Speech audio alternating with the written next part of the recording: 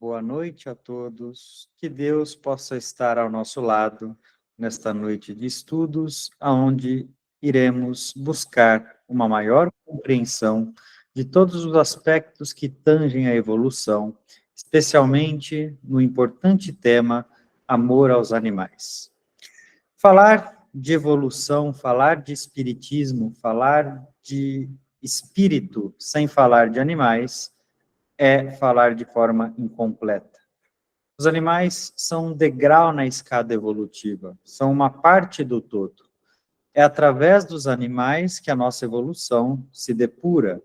É na fase animal que adquirimos diversas capacidades, diversas habilidades que nos irão auxiliar em nosso processo de evolução.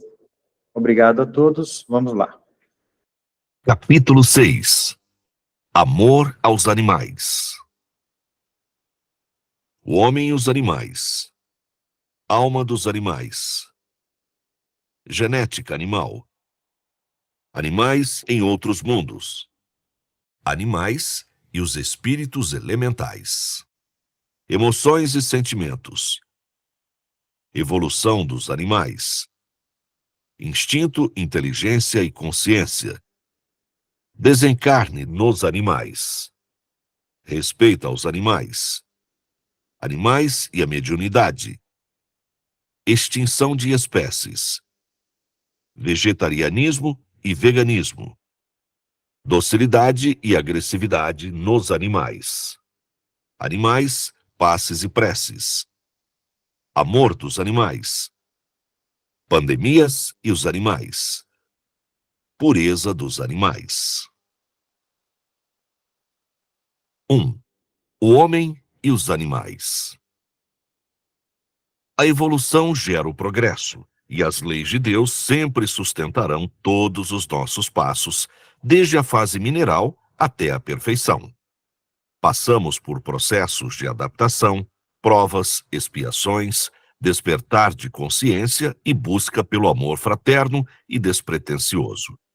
Fomos, somos e sempre seremos todos irmãos, filhos de um mesmo Deus. Muito bem. Neste primeiro trecho já existe uma informação de bastante relevância que desde a fase mineral até a fase angelical há provas e passos em nosso processo de evolução. Perfeição, vamos comparar a fase angelical, mas o que isso significa?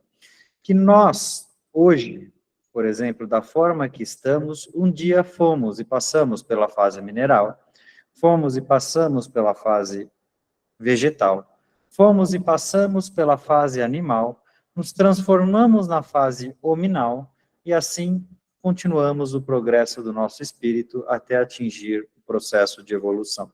Ou seja, gostando ou não do tema, no pretérito, vocês, seres encarnados do planeta Terra, foram animais. E por terem sido animais, mostram que se esforçaram através dos seus instintos, através do controle instintivo, para que pudessem adquirir, diante do processo de evolução, a fase hominal em que hoje estão. Em determinado momento, adquiriram e depuraram a consciência. Em determinado momento, adquiriram e depuraram o instinto. Através da depuração instintiva, desenvolveram a inteligência. O instinto é a inteligência primitiva. Então, diversas questões aconteceram para que pudessem ser e estar no momento de hoje, né? E todos esses processos fizeram com que pudessem se adaptar para estarem como estão, da forma que estão nos tempos atuais. Isso não significa que tenham deixado para trás todas as bagagens, todos os instintos, tudo aquilo que promoveram para estarem onde estão. Isso significa que tenham superado algumas tentações, que tenham superado alguns impulsos, para que pudessem hoje controlar de forma melhor o que não controlavam no pretérito. Mas aquelas faculdades ainda estão intrínsecas no seu ser, e sempre estarão em sua bagagem. A sua parte, o seu instinto animal, ele ainda está lá. É por isso que a ciência da Terra o chama de animal racional.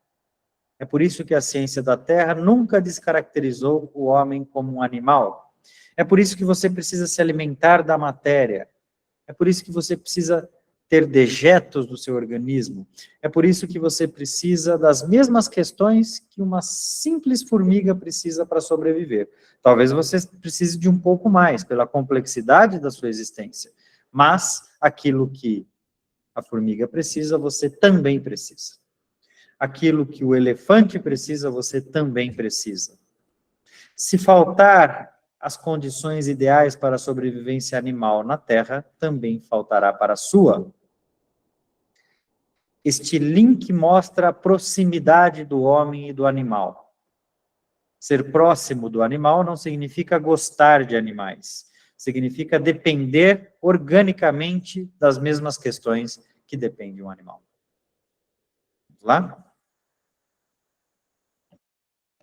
Irmão, eu gostaria que você explicasse um pouco melhor, para mim, no caso, que nós passamos pelo estado mineral e vegetal. Sabemos que o estado vegetal, aí tem o princípio vital e o fluido vital, porém não tem o princípio inteligente. Como nós passamos nesse período em crescimento e aprendizado no mineral e no vegetal? Tudo, absolutamente tudo que existe no universo é gerido por Deus. Dentro das nossas células mais simples, existe uma organização inteligente, para que possamos, assim, adquirir a nossa evolução. Quando somos girassol, sabemos que precisamos nos virar ao sol, para poder captar, assim, os seus raios. Quando somos árvores, sabemos que precisamos captar em nossas raízes os nutrientes e a água necessária, transportar através dos nossos caules, espalhar em nossas folhas, que se tornarão flores e frutos. Nós somos parte da inteligência divina. Claro que não retornaremos a ela, não existe panteísmo. Entretanto, somos geridos por ela. Diante disso, dá para entender que dentro do fluido vital existe a inteligência. O fluido vital, ele já é inteligente porque ele é uma derivação do universal, que por si só deriva-se de Deus. Tá, mas onde entra o princípio inteligente aí? O princípio inteligente nasce com o nosso instinto. Ele já vem sendo lapidado na fase vegetal. Ele já vem sendo lapidado na fase mineral. Quando somos uma ameba, quando somos um musgo colado na face de uma pedra, precisamos ter a perspicácia de multiplicar as nossas células de forma inteligente para podermos, assim, atingir fases mais complexas. Quando somos uma planta, precisamos aprender a evoluir e adaptar-se para nos tornarmos os animais mais simples. Passamos por todos os processos com certo instinto e com certa inteligência, apesar de não tê-las de fato. Adquirimos de fato aquilo que somos capazes de gerir. Para que teríamos a inteligência se não temos o cérebro para poder processá-la? Para que teríamos o instinto se não temos o corpo para poder usufruir? Esses nomes e denominações são dadas à complexidade proporcional do nosso ser e não propriamente ao estado em que estamos. O ser, quando ele vem simples, ignorante e unicelular ao planeta, ele já vem com certas características que adquirirá e levará em sua bagagem até o mais complexo ser da existência material, que é o homem. Um homem, por exemplo, tem dentro do seu organismo a necessidade básica de cálcio, magnésio, potássio, sódio, questões que existem, por exemplo, dentro de um mar, no sal que o contém, dentro de uma pedra em sua composição primária. Ciência moderna e a medicina do presente traz diante do seu conhecimento a importância e a sabedoria que, se você não equilibrar os seus minerais, a sua longevidade não será grande. Por exemplo, importâncias do magnésio na prevenção de doenças de fins neurológicos. a importância de vitaminas que são contidas tanto em minerais e em vegetais. Por exemplo, uma fruta contém a vitamina C, que, ora lapidada no organismo, ajuda no processo de antioxidação. A vitamina D, que é contida na luz solar do meio-dia, é necessária para fortalecer o sistema imunológico do ser. O cálcio, que é contido nos minerais, é necessário e imprescindível para suprir a construção dos seus ossos. E você transmite para o ser através do leite materno, da amamentação e da construção celular. A ciência evolui, evolui, evolui para voltar à importância do pretérito. Mensagens antigas da vovó de se alimentar bem, de praticar exercício, de dormir cedo, de suprir todos os minerais que seu organismo precisa. A medicina moderna traz isso. Ela não traz que é necessário encontrar um grande fármaco para a cura do câncer, não. É mais fácil preveni-lo comendo de forma correta, fazendo exercício e dormindo. O que traz a longevidade do ser, levando o ser a 120 anos no futuro próximo, não é propriamente o quanto eu sou capaz de combater as doenças, mas sim qual é a minha capacidade de preveni-las. E tudo está intrínseco ali na natureza. Tudo fez parte de forma simples daquilo que hoje faz parte de forma complexa. A medicina ela evolui, a ciência evolui para voltar aos padrões básicos. E esses padrões sempre fizeram parte da nossa existência. É importante que possamos, a cada degrau que alcançarmos, olhar para os degraus inferiores com amor e cuidado, auxiliando nossos irmãos independentemente do seu nível de consciência. Amar a vida é amar, respeitar, preservar as criaturas de Deus e construir o mundo melhor por meio do bom uso do livre-arbítrio. Defender os mais fracos é garantir a continuidade do ciclo da vida, tanto material quanto espiritual. Para demonstrar gratidão pelo que nos tornamos, é preciso cuidar daqueles que fomos um dia. O amor cabe em qualquer estágio de nossa evolução. Caminhar sem amor é caminhar sem destino. Caminhar com amor é caminhar com objetivo. Defender a vulnerabilidade do ser é garantir a perpetuação da espécie. O que sois sem a água? O que sois sem os vegetais? O que sois sem os animais? Aonde chega e alcança sua capacidade de subsistência se conseguir contaminar os seres mais simples da existência? Pois eu digo, não podem viver 3 minutos sem ar, 3 dias sem água, 3 semanas sem comida. Cuidado ao poluir o meio ambiente. Cuidado ao não preservá-lo, pois a dependência e a fragilidade humana é proporcional ao seu nível e capacidade de conservação. Vocês são tão fortes quanto são capazes de preservar. A longevidade da existência humana está completamente ligada a diversos fatores, entre eles o biológico, o genético e o ambiente. A influência do ambiente contamina a todos. O ambiente que polui não apenas deteriora o seu próprio ser, mas como os seus futuros sucessores que virão para a Terra. Pensar na vida apenas olhando para os 70, 80 anos de existências atuais é ter uma visão completamente limitada da pluralidade das existências. Você provavelmente irá reencarnar, e ao reencarnar irá se deparar com o mundo que plantou no pretérito.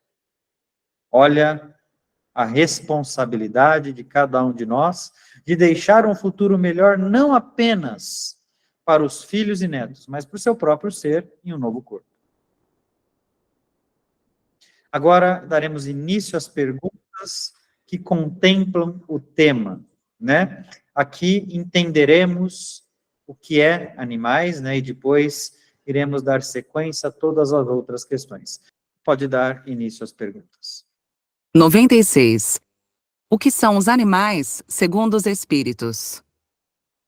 Animais são criaturas de Deus, um estágio pelo qual todos passamos para evoluir, uma etapa no todo.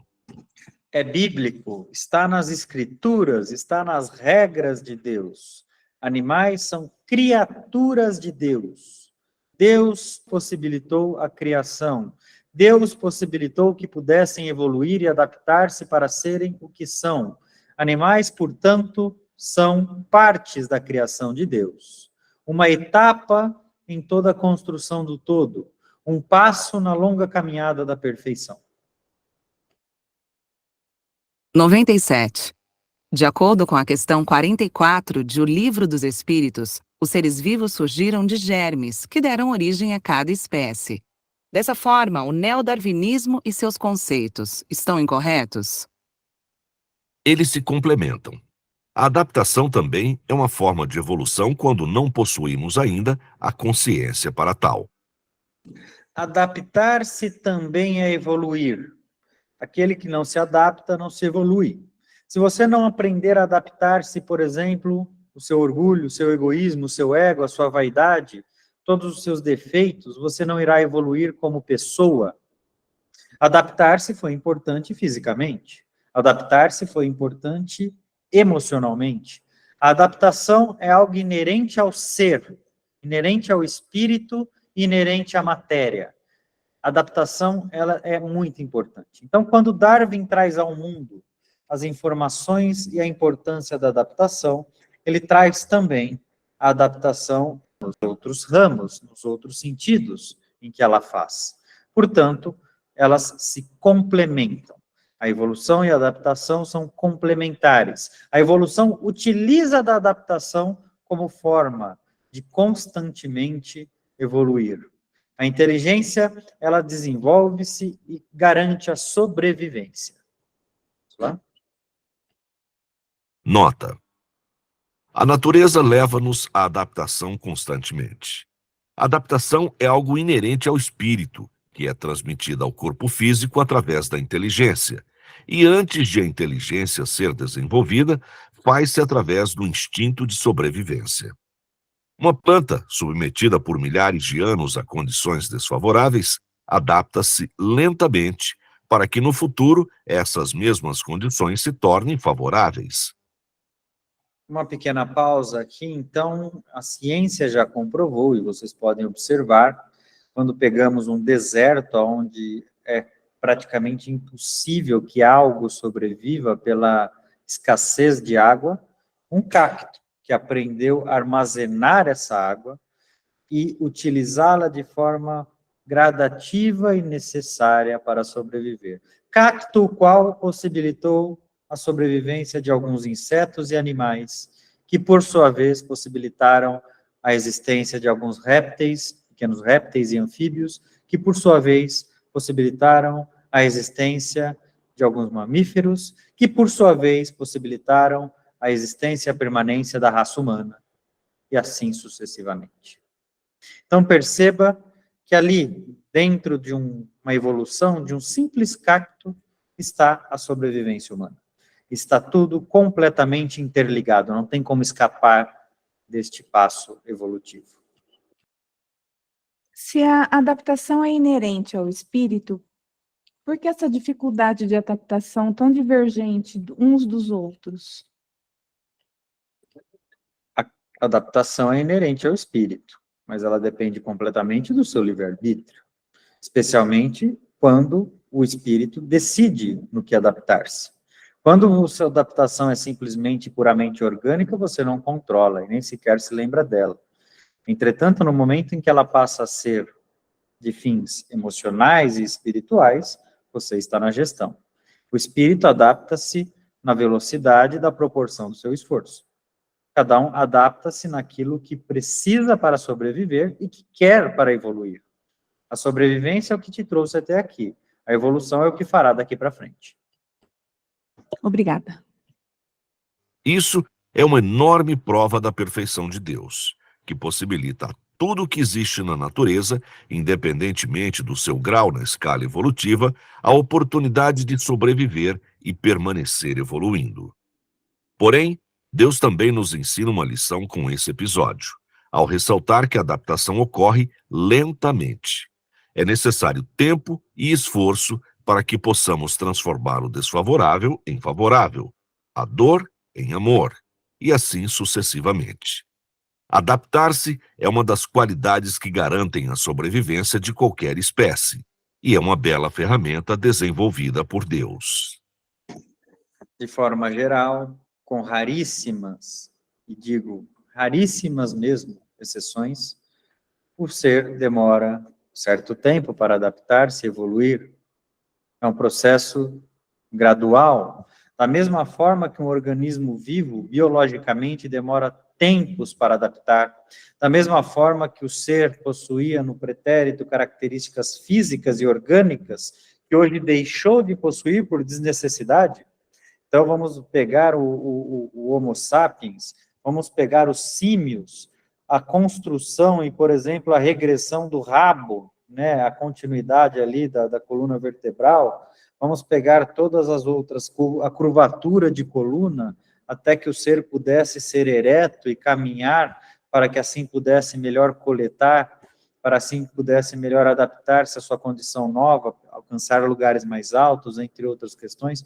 Tudo isso foi um processo gradativo e gradual e lento, que levou algumas centenas de milhares de anos, ou alguns milhares de anos, em alguns casos, para tornar-se real. Então, Deus nos ensina que o nosso hábito repetido diversas vezes, divergentes vezes, repetidas vezes, torna-se o fruto da nossa existência futura. 98. Se todos os corpos da natureza e todos os seres do nosso planeta são parte da divindade, qual é a participação dos animais nesse processo? Uma etapa para o todo. Os animais são a fase no todo, uma etapa a ser cumprida no processo evolutivo. Sendo assim, são imprescindíveis na evolução. Não se constrói uma casa sem alicerce, paredes e telhado. Na falta de qualquer um desses elementos, não seria possível realizar a obra, pois todas as etapas são necessárias para a conclusão da casa. Da mesma forma ocorre em vossas reencarnações, com a diferença de que, com esforço, alguns seres aceleram esse processo, enquanto outros, mais letárgicos, o retardam. Como eu disse, a evolução de cada ser, inclusive no seu processo de adaptação, é proporcional ao nível do seu esforço. Quanto mais esforçado for, mais capaz e rapidamente será a sua evolução. A evolução depende, então, umbilicalmente do seu nível de intenção, de esforço e de dedicação. 99. Os humanos e os animais são irmãos? Sim, apesar de estarem em diferentes fases evolutivas. Absolutamente tudo que existe no universo são seus irmãos. Se não são, um dia serão. Tudo está completamente interligado. Todos os seres estão interligados. Vamos entender como irmãos aqueles que têm, ou aqueles que terão, ou aqueles que tiveram a capacidade de tornar-se o que nós somos hoje. O ser humano tem que perder, com o passar da existência, apenas a mania e a usualidade de enxergar apenas os semelhantes como irmãos. Semelhantes são todos aqueles que assemelham-se na necessidade de evolução e não na aparência física.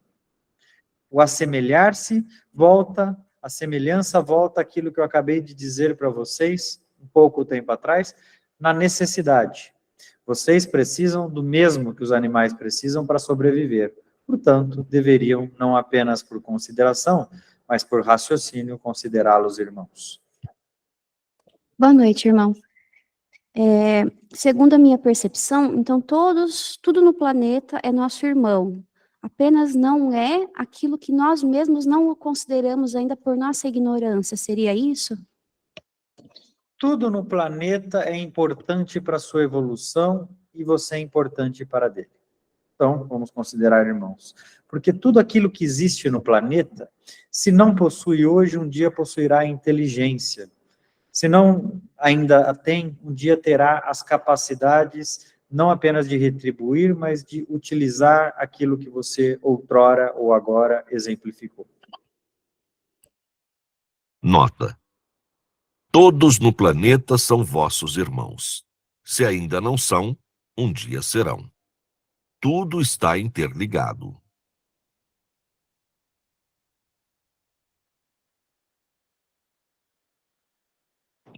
Nesse raciocínio, o próprio planeta Terra é nosso irmão?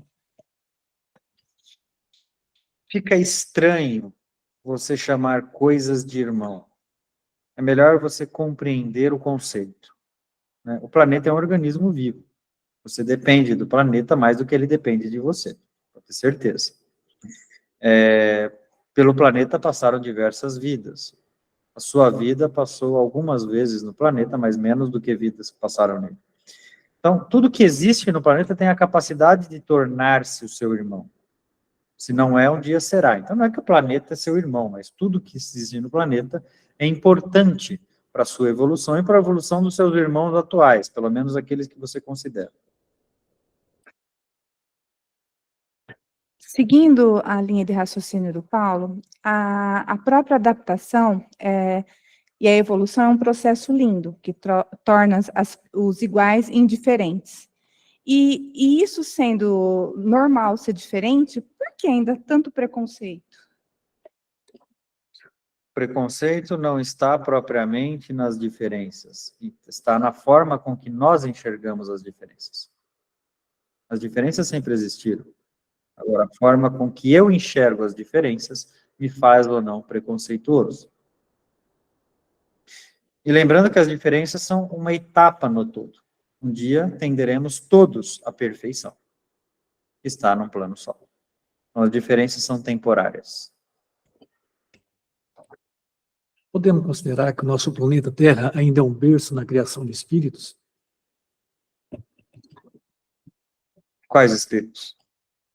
Os humanos? É um dos. Não é o único, mas é um dos. O planeta Terra está mais próximo do primitivismo do que da evolução. Então, tá ali no berçário do processo de criação dos espíritos. Mas o processo de criação dos espíritos não depende de um planeta, né? O planeta é uma ferramenta deste progresso. Se dependessem do planeta, o progresso dos espíritos da Terra estariam fadados a um término, né? Da forma com que gerem. Se continuar desta forma, né?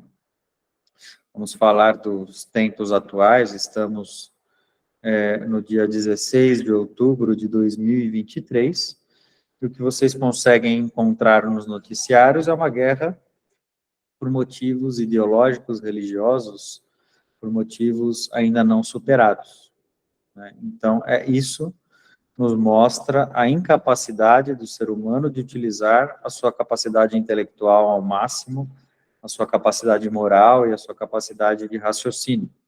Porque quando eu ofendo uma criatura de Deus, um semelhante ou algo, por qualquer que seja a razão, eu estou ofendendo a minha própria existência.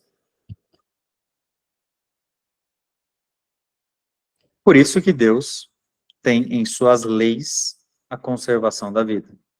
A conservação da vida não é bom apenas para aquele que conserva, é bom para aquele que recebeu a conservação, e é bom para aqueles que ainda nem fazem o sentido e o entendimento do que será. A lei da conservação é a garantia que este planeta e que a vida irá continuar. Sim. Sendo a jornada dos animais avaliada e compreendida no sentido da teoria evolucionista darwiniana, eles reencarnam? Sim, assim como os humanos, são espíritos em evolução, portanto, reencarnam. Assim como os humanos, os animais reencarnam quantas vezes necessárias para atingir o seu processo hominal. Podem passar por diversas experiências, inclusive em espécies novas? Sim, não só podem, como passam. Sim, os animais não estão fadados à existência em uma única espécie. Passam por diferentes espécies para que possam, assim, aumentar e diversificar o seu repertório, que o levarão um dia à perfeição necessária para tornar-se homens, né? A perfeição animal necessária para se tornassem homens. Então, os animais vivem, né, em diversas fases, em diversas etapas, em diversas espécies. E esses processos geralmente são muito rápidos, né? Por isso que os animais, em sua maioria, não é uma regra, existem animais que vivem mais do que os humanos, mas em sua maioria vivem menos, né? Que é justamente para facilitar os processos reencarnatórios.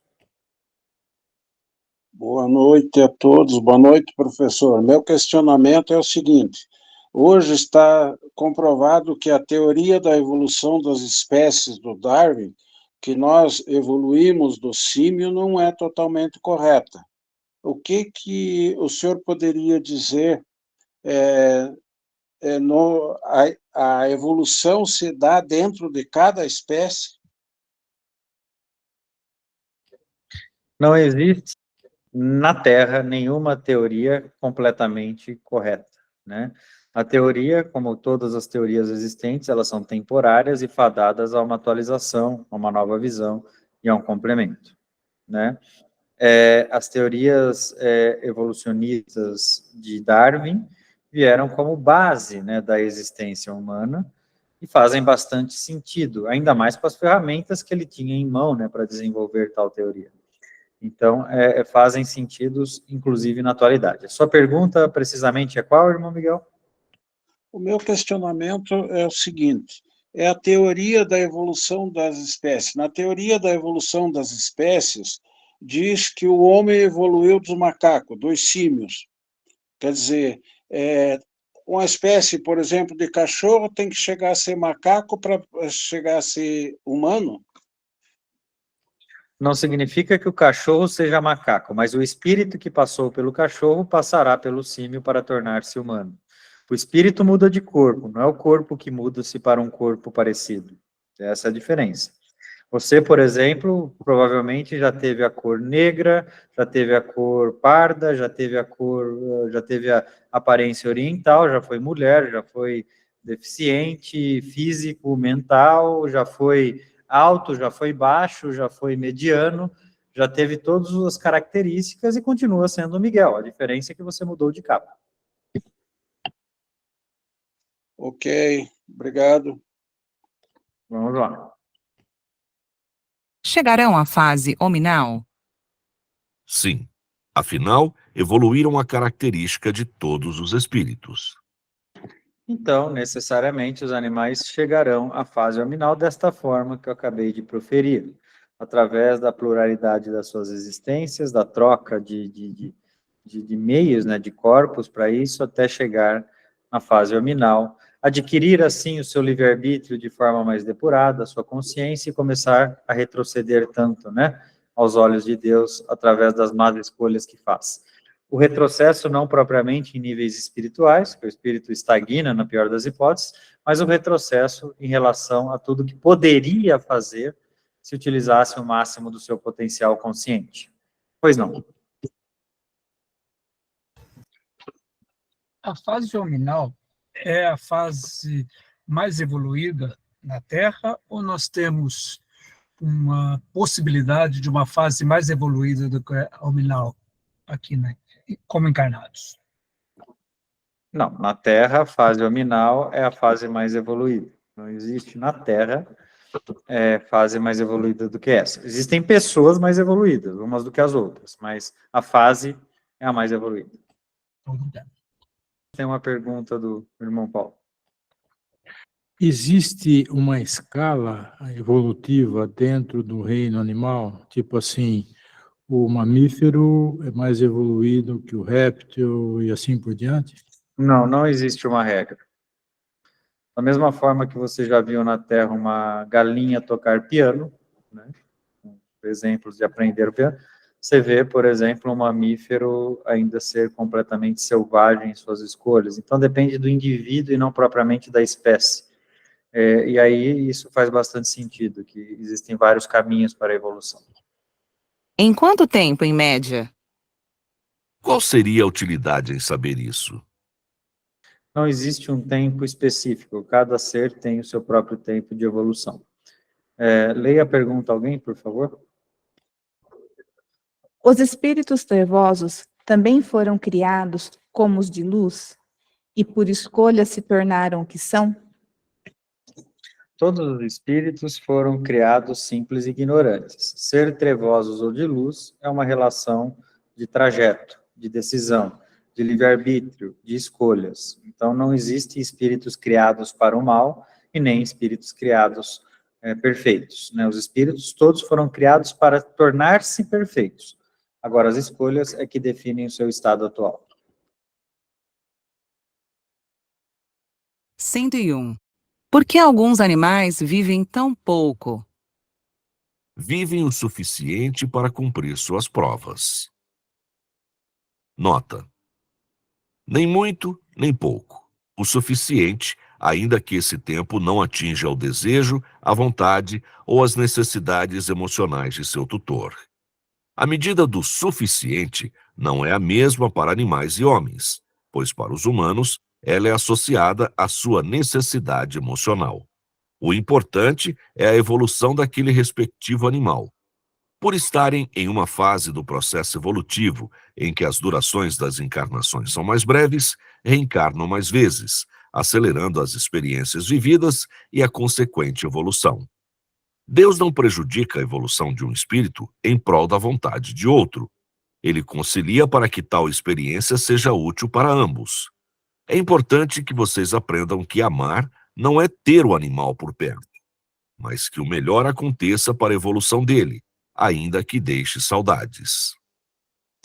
Uma mensagem de conforto, né, em relação aos animais, mostrando que os animais não vivem pouco, apesar do apego humano, né, ser grande em relação aos animais domésticos ou aqueles de convívio. Os animais, eles vivem o suficiente para que possam atingir o seu processo de evolução, e esse processo, ele é importante para o animal e não propriamente, né, claro que auxilia os seus tutores, tutorados, entre outras questões, mas ele é importante para os animais. Ele não visa o conforto emocional do tutor, ele visa a evolução do animal.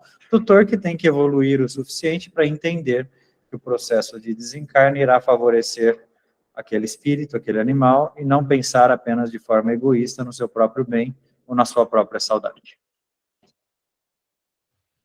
2. Alma dos animais. 102. Os animais têm alma? Sim. A partir de determinadas espécies, a alma vai se consolidando através do desenvolvimento da consciência. Então, os animais passam, sim, a ter alma a partir de determinadas espécies, né? Vive um momento e nasce com alma grupo. Depois do desenvolvimento de cada ser do grupo, os indivíduos que se destacarem neste grupo irão individualizando suas almas e tendo a sua própria alma, que ao ser lapidada, prepara-se para a fase hominal, onde torna-se, né, um espírito que toma suas próprias decisões. Alguma dúvida? O princípio inteligente que anima um animal, ele é semelhante ao que anima o homem? O princípio inteligente é o mesmo. O desenvolvimento desse princípio que é diversificado, mas o princípio inteligente é o mesmo. Vamos entender que a inteligência é o instinto primitivo, né? O instinto é a inteligência primitiva. Então, o que acontece? Através da inteligência, através do instinto, que nós desenvolvemos aquilo que será a nossa inteligência. O princípio inteligente que habita o animal está ali inserido no seu instinto, que um dia será a inteligência humana. Nota: independentemente do estágio de consolidação da alma em que se encontrem, todos os animais merecem o respeito e o afeto humano. Por serem mais evoluídos que os animais, os humanos possuem a obrigação de tutorá-los, respeitá-los e preservá-los. E as falhas nessas questões lhes serão cobradas. O respeito à vida não se refere apenas ao mesmo nível evolutivo. Ele é demonstrado especialmente aos seres mais frágeis que carecem de auxílio e possuem certa dependência. Os seres humanos, por serem o último estágio de evolução material na Terra, têm consigo a responsabilidade de gerir aqueles que não atingiram este processo. E esta responsabilidade traz também, né, a importância das consequências de suas decisões. Então, decisões corretas levarão à evolução, decisões errôneas serão cobradas. Teremos agora um pequeno debate, né, um pequeno recesso para perguntas. Irmão, eu sei que ainda vai ser aprofundado nisso, mas a questão da alma-grupo é um conceito muito difícil de compreender. O irmão poderia falar um pouquinho mais a respeito? Aonde está a dificuldade de compreender? Para mim é muito difícil entender que diversos seres possam formar uma única alma, que eles não sejam já de alguma forma individualizados. Diversas células não formam um único corpo? Por que diversos seres não podem formar uma única alma? A célula não tem certa inteligência para fazer a sua função? Mas não é a combinação dessas inteligências que faz a inteligência principal do corpo humano? Mesmo processo. E como que um animal de vida em grupo pode se destacar da outra? Destaca-se através de um comportamento atípico, através de um comportamento diferenciado. Né? Da mesma forma que em nosso organismo, quando nós temos os nossos linfócitos, leucócitos, quando nós temos as células de defesa, células brancas do nosso organismo, algumas são mais rápidas ao combate, desempenham sua função com maior maestria. Quando nós temos uma infecção, ela prontamente se une ao vírus ou à bactéria e faz o processo de neutralização. O animal se destaca pelo seu comportamento, por exemplo, controlando os seus instintos primitivos. Para mim é muito simples o conceito, não há dificuldade nenhuma em citar a alma-grupo. É uma inteligência que ali habita, né, um instinto que habita o fluido vital e que depois desenvolve-se para a divisão, né, que será e a individualização de cada um. Aproveitem para tirar a dúvida, porque é um processo bastante simples. E esse é um processo também muito lento, né? Se você pegar numa colmeia, por exemplo, são todos aqueles trabalhadores e a rainha. Então, quantas encarnações precisarão desses animais para poder chegar a uma individualização? Às vezes, numa colmeia se evolui mais rapidamente do que numa vida hominal, irmão. O que acontece é que numa colmeia, por instinto natural, você desempenha o seu papel. E destacar-se cabe a você controlar os seus instintos. Então, a beleza, a inteligência que existe por detrás de uma colmeia habita todos os seus processos de organização. Por exemplo, foi estudado na atualidade que a forma que a colmeia constrói, né, que as abelhas constroem as colmeias, é a melhor otimização de espaço do universo. Hoje, quando você pega, por exemplo, as captações de alguns equipamentos que são guardados ou que têm que ocupar um maior número de espaço, eles utilizam os mesmos conceitos de colmeia. A engenharia moderna trouxe aquilo que uma simples abelha é capaz de prover. Entretanto, a rainha, por ser a soberana, né, por viver ali 5 anos, enquanto uma abelha comum vive 48 a 60 dias, e simplesmente há essa diferença por consumir a geleia real, né? E essa rainha que cresce, que vai ficar a maior delas e que vai gerir a responsabilidade da procriação da colmeia, o que a difere não é propriamente a sua evolução como ser, mas é o que as outras designaram para que ela pudesse evoluir. Então, a rainha ela é eleita pelas demais. Então, cada outra abelha de uma colmeia tem não apenas a capacidade de construir a estrutura mais complexa da humanidade em termos de armazenamento, como também gerir e escolher um chefe, né, um líder. Olha que interessante. E esse processo é automático ou é o exercício dos espíritos superiores que estão ali auxiliando? É claro que existe uma gestão de espíritos superiores que cuidam da natureza, né? Porque lembra quando eu disse que tudo está interligado? Sem a colmeia não há abelhas. Sem abelhas não há polinização. Sem polinização não há continuidade das flores. Sem flores não há alimento para alguns animais. Sem animais não há alimento para outros animais. E assim sucessivamente. Então, uma abelha destrói todo um biossistema, né? Uma biodiversidade. Então, tudo é importante. Nós só vamos sentir falta quando perdermos. Da mesma forma, por exemplo, que você não dá importância a certas partes do seu corpo até ela doer. Mas como que a gente pode discutir que uma abelha possa desenvolver mais que a outra, sendo que todas elas estão classificadas dentro do mesmo instinto? Através do seu diferencial, através do seu esforço. Aquela abelha que decide sacrificar-se, esforçar-se mais do que foi previamente concebida, aquela abelha que decide escolher o instinto, de forma instintiva, a escolha correta para a sobrevivência, aquela abelha que, de alguma forma, auxilia as outras abelhas em situações adversas. São escolhas simples, mas que fazem toda a diferença aos olhos dos guardiões das almas grupos. Então, nesse caso, elas vão somatizando, agregando valores para poder seguir um caminho de evolução. Com o ser humano é diferente disso? Por que com a abelha seria? Da mesma forma. A abelha vai dando passos evolutivos até que adquira as habilidades necessárias para se tornar outro animal. Dando a Bruna no Alma Grupo, eu tenho como definição, por exemplo, peixe de cardume é uma alma grupo. Agora, existem peixes individuais que são almas individuais. Sim, não é porque é peixe que é alma grupo, né? Você pode classificar como peixe o maior animal do planeta, né? Que é o tubarão-baleia, por exemplo.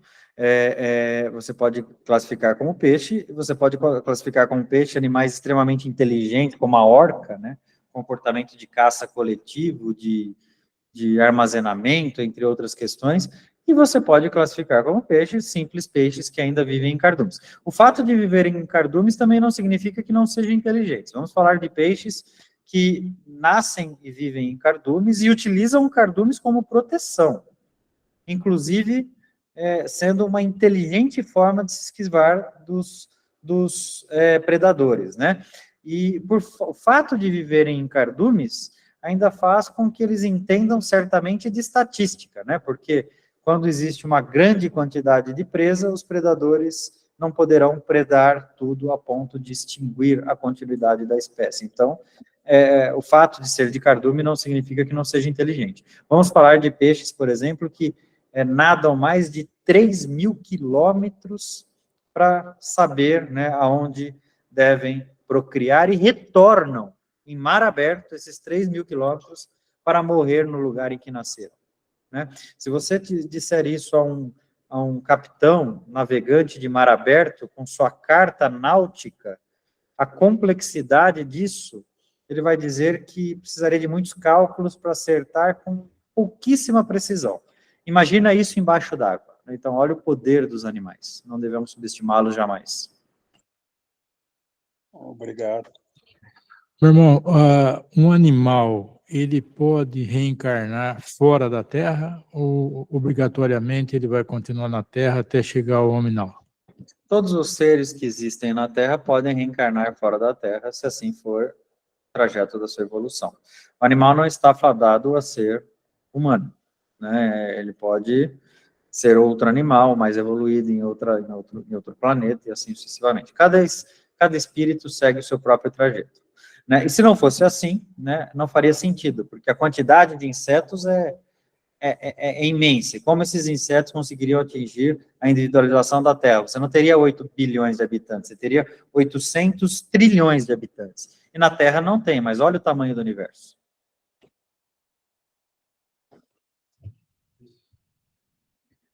Boa noite, irmão. Por favor, qual é a responsabilidade do homem ao cuidar ou não cuidar da natureza, que abriga animais que formam uma alma-grupo? Imensa, né? Os animais que formam uma alma-grupo são vidas, assim como os outros animais. Então, a preservação dessas vidas é também de incumbência e responsabilidade humana, principalmente conservando o meio ambiente em que ela habita, né? Principalmente conservando as derivações do meio ambiente em que ela habita. Lembrando que conservação não significa nunca controlar uma peste ou uma praga de lavoura, não é isso. A conservação significa se equilibrar, né? Equilibrar, permitir que tudo possa coexistir de forma harmônica e perpetuar.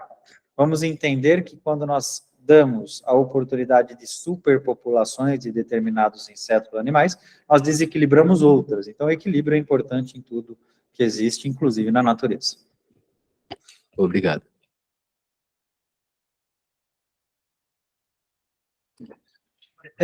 Há uma pergunta no chat referente à origem humana, se é símios ou primatas, né? A pesquisa mais moderna traz a referência aos símios, né? Que o ser humano proveio houve duas derivações, uma foi para os primatas e a outra para os símios que viraram-se humanos, então houve esse braço. Mas a ciência moderna ainda irá trazer novas descobertas e entenderá que o processo é um pouco mais complexo que esse, né? Não é simplesmente assim. Você tem, por exemplo, dentro da classe de primatas, né, vamos falar de macacos, alguns macacos que sabem usar ferramentas, alguns macacos que não sabem. Você tem macacos que possuem, por exemplo, a capacidade de andar mais eretos e outros mais curvos. Macacos que possuem capacidade de contagem e outros não. Alguns que conservam os seus semelhantes e outros não, que trabalham em grupo e outros não. Então, isso é muito variado, né? Bom, assim sendo, agradeço a Deus por essa oportunidade, ao professor pela liberação, né, de poder dar essa aula para vocês, e a cada um de vocês pela paciência. Fiquem com Deus, um bom descanso.